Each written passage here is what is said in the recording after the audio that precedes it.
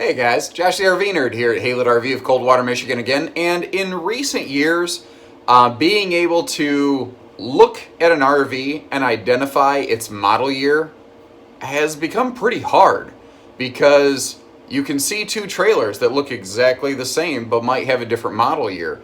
Or you can see two trailers that look very different and have exactly the same model year. Why does this happen? That's the natural question.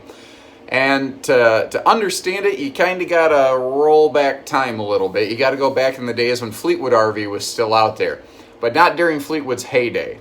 When Fleetwood was really in trouble, there was a year where they titled, I don't remember what year it was, I think it was 2005, but they started literally titling on their certificate of origins and on state title work something like a 2005.5.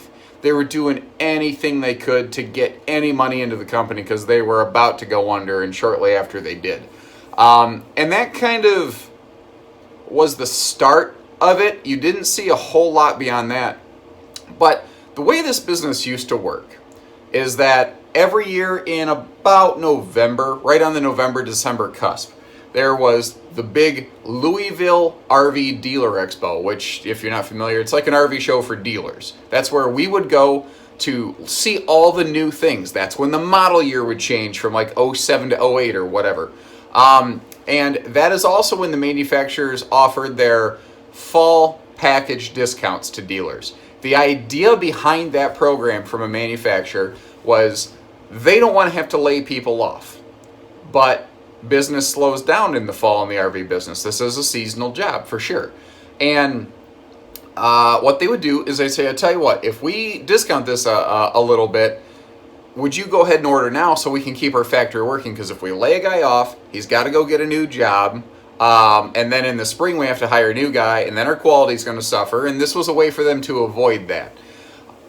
Well, then what happened is manufacturers wanted to be the first one to come out with that discount package, and there were a couple things to it, but effectively what you started to see happen was there was the big RV dealer open house, and that took place like August or September. Well, if I can go to the RV open house and I can see all the new things, or I can at least see what new things are coming out, and I can still get the same package deals on them, why would I go to the fall Louisville RV show? So the Louisville RV show sort of died out. So the manufacturers started jumping ahead. And then I remember it was around 2011, manufacturers, when everybody was a 2010 camper, all of a sudden in like June, this 2011 trailer started showing up on dealer lots. And then the next year, everybody did that.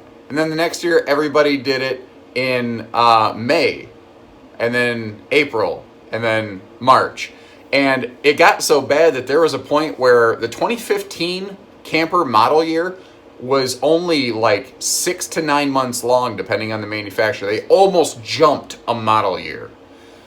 Well, the thing is, the product, the actual RV itself, although the title year might change, the significant annual product revisions still aren't actually taking place until that August, September, October fall period.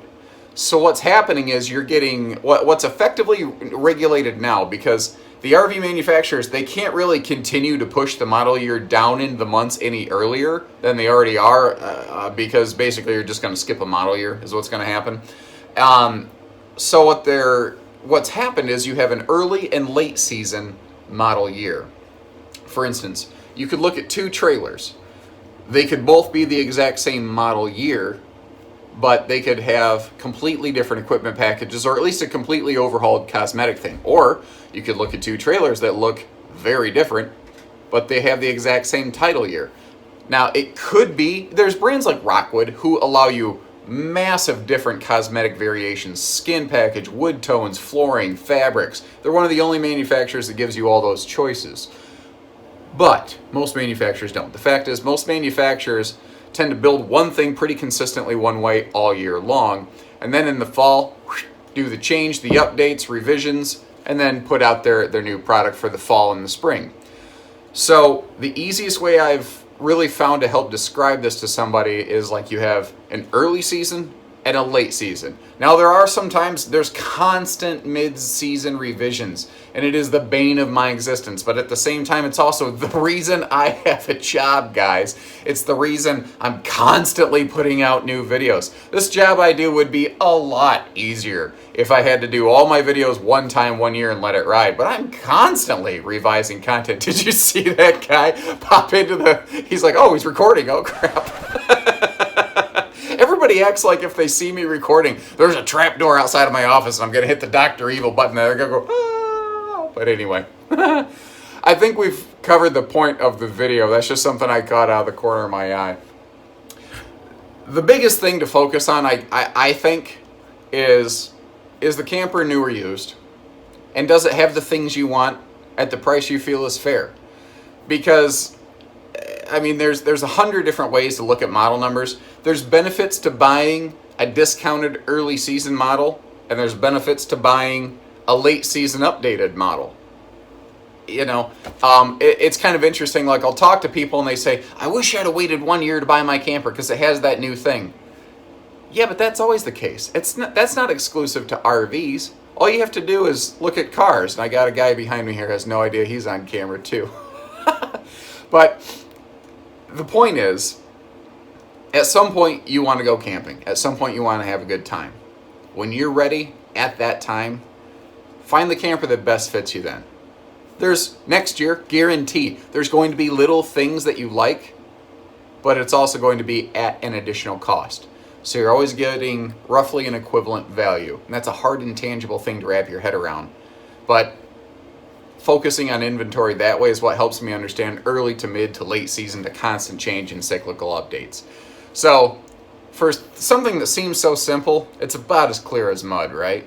But that's my life, that's my job, and that's why you watch me. And I do appreciate it, ladies and gentlemen. Questions, comments, concerns, horoscopes, I don't know. Leave us a message, drop us a line, hit that subscribe button. We'll keep churning this stuff out. So take care, stay safe, have fun, and happy camping, everyone.